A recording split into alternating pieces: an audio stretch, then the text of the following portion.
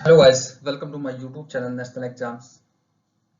Guys, आज की video में हम करेंगे पॉलिटी वन लाइनर। देखिए, इससे पहले हमारे चैनल पर पॉलिटी की क्लासेस चल रही थी। हालांकि वो ये वीडियो काफ़ी लेट है पॉलिटी की, लेकिन हम यहाँ जीएस वन लाइनर पूरा कंप्लीट करेंगे। वन लाइनर का मतलब होगा कि आप पूरा एक नोट्स की तरह से इसे करेंगे और आपको कोई बुक्स खरीदने की ज़रूरत नहीं पड़ेगी। अगर आप 3-4 बार ये देख लेंगे तो ये हमेशा के लिए आपके याद हो जाएगा। ठीक है, यहाँ आज हम जो पॉलिटी का टाइप होगा वो वन लाइनर होगा। और आज का जो टॉपिक है संघ और उसका राज्य क्षेत्र, यानी कि the union and it's territory. तो उसका जो राज्य क्षेत्र है, जो उसका संघ शासित क्षेत्र है, तो उन सब के बारे में हम यहाँ पढ़ेंगे। यह वीडियो पूरी तरह उत्तराखंड ग्रुप सी के लिए बहुत इंपॉर्टेंट है, क्योंकि ये पूरे सिलेबस में दिया हुआ है। और इसके अलावा जैसे एनटीपीसी रेलवे का एग्जाम दे रहे हैं उनके लिए इम्पोर्टेंट है, एसएससी के लिए इम्पोर्टेंट है।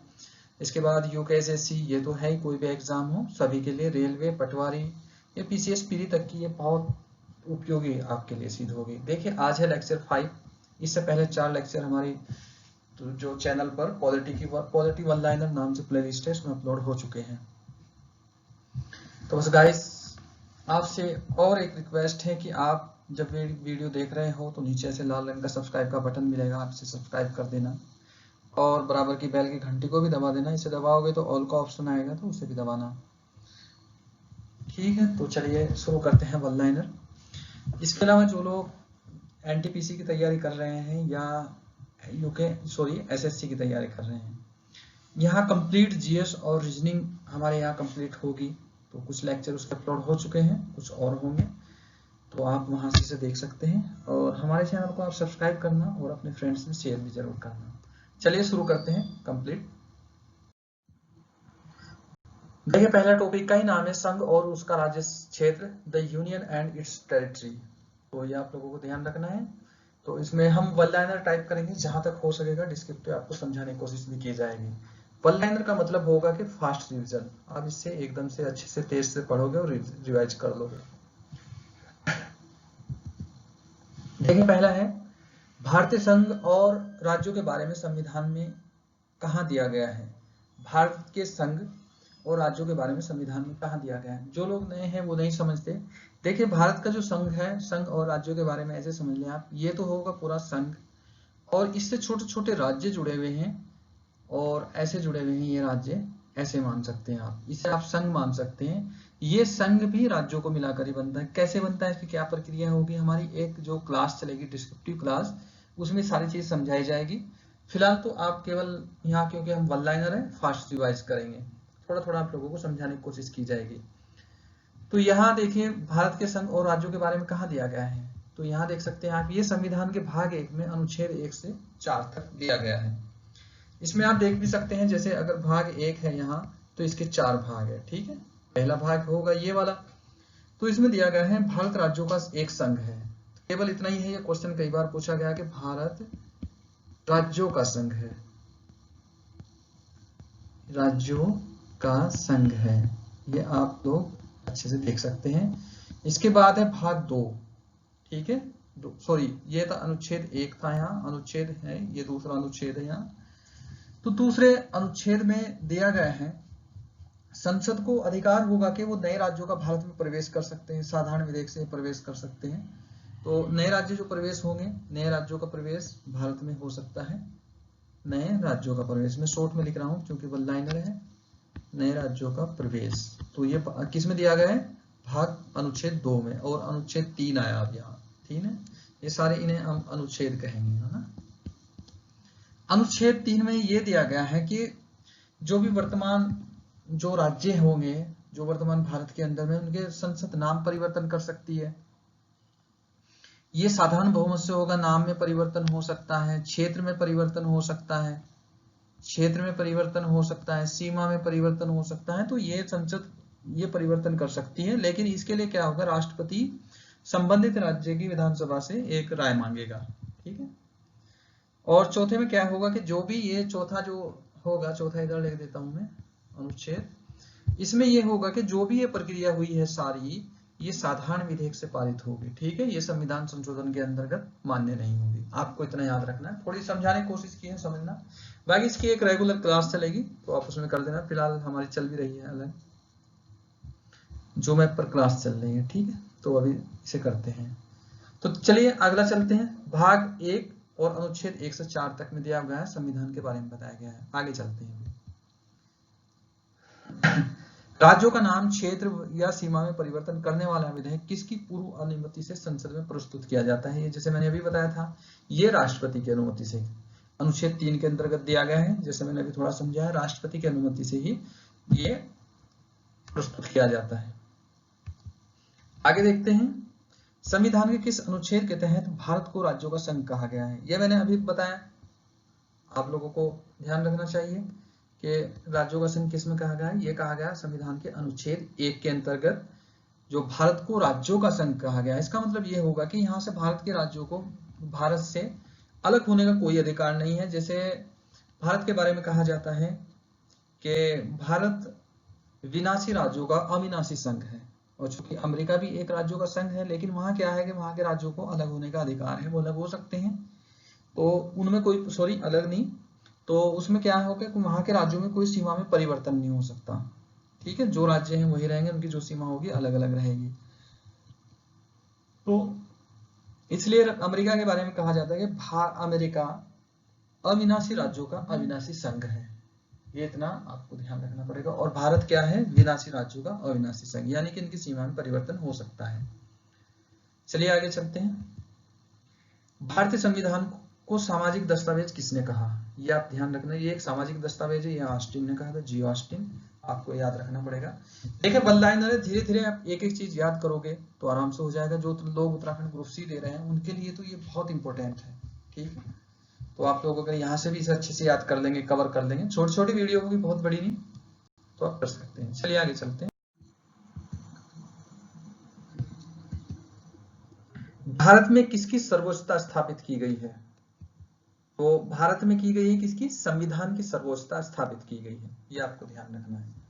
अगला देखते हैं, किसी राज्य के नाम, सीमा व क्षेत्र में परिवर्तन वाले विधेयक को राष्ट्रपति किसकी राय के लिए भेजता है? ये मात्रा छोड़ के आप ध्यान रखना, के लिए भेजता है। देखिए ये वन लाइनर एक नोट्स टाइप है, आप इसे साथ साथ लिख सकते हैं, नोट्स बना सकते हैं। तो ये रहेगा, देखिए भारत के नाम, सीमा, क्षेत्र में परिवर्तन वाले विधेयक को राष्ट्रपति किसकी राय के लिए भेजता है? ये मैंने शुरू में ही आप लोगों को बताया था कि जो संबंधित राज्य होगा उसकी विधानसभा से राय लेता है राष्ट्रपति। तो आपको ये इतना ध्यान रखना पड़ेगा। आगे चलते हैं, संसद किस प्रकार नए राज्य का निर्माण या संघ में प्रवेश कर सकती है?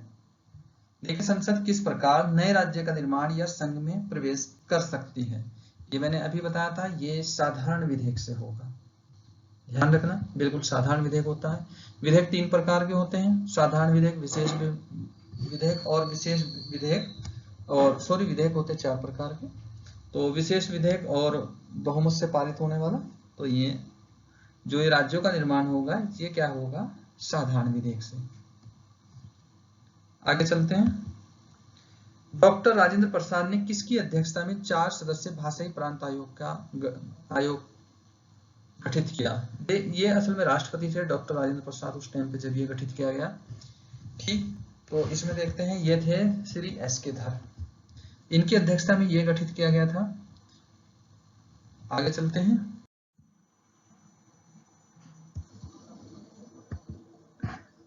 तमिल भाषियों के लिए अलग राज्य की मांग करते हुए आमरण अनशन के कारण किसकी मृत्यु हो गई थी?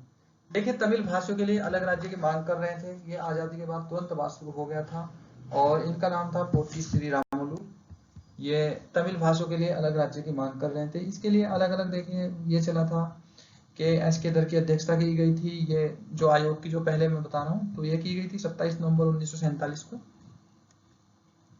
लेकिन इसके बाद इन्होंने डिनाई कर दिया था। फिर जेवीपी समिति बनी, उन्होंने डिनाई कर दिया था, मना कर दिया था इसके बारे में।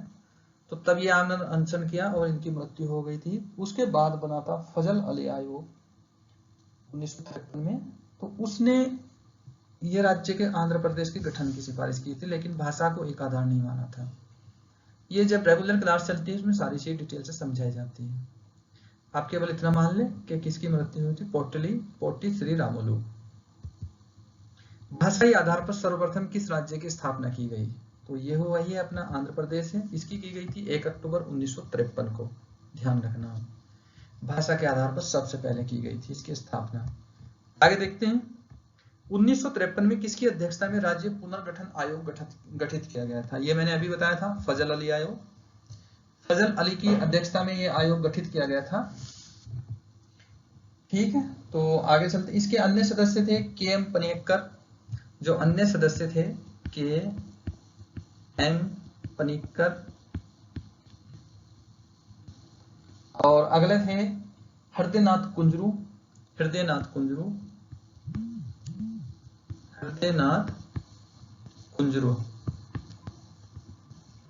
तो ये आपको ध्यान रखना, 2 और लोग थे इसमें।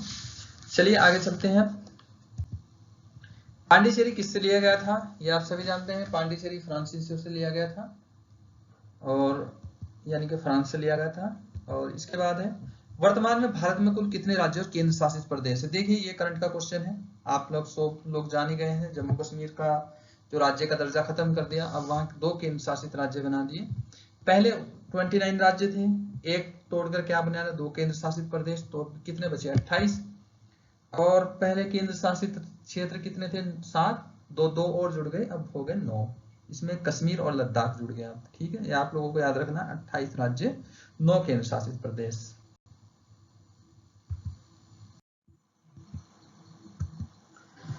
आगे हैं जूनागढ़ को भारत में कैसे शामिल किया गया था। देखिए जनमत संग्रह से शामिल किया गया था, और इसे ध्यान रखना है आपको। और इसके बाद था हैदराबाद को भारत में कैसे शामिल किया गया था। देखो हैदराबाद को भारत में किससे, पुलिस कार्रवाई के द्वारा शामिल किया गया था। तो शामिल नहीं होना चाह रहे थे, तो वहां पुलिस कार्रवाई की गई। इसके अलावा था जम्मू कश्मीर को कैसे शामिल किया गया था, ये शायद इसमें नहीं है। जम्मू कश्मीर को देखते हैं यहाँ, ये इसे बाद में करेंगे।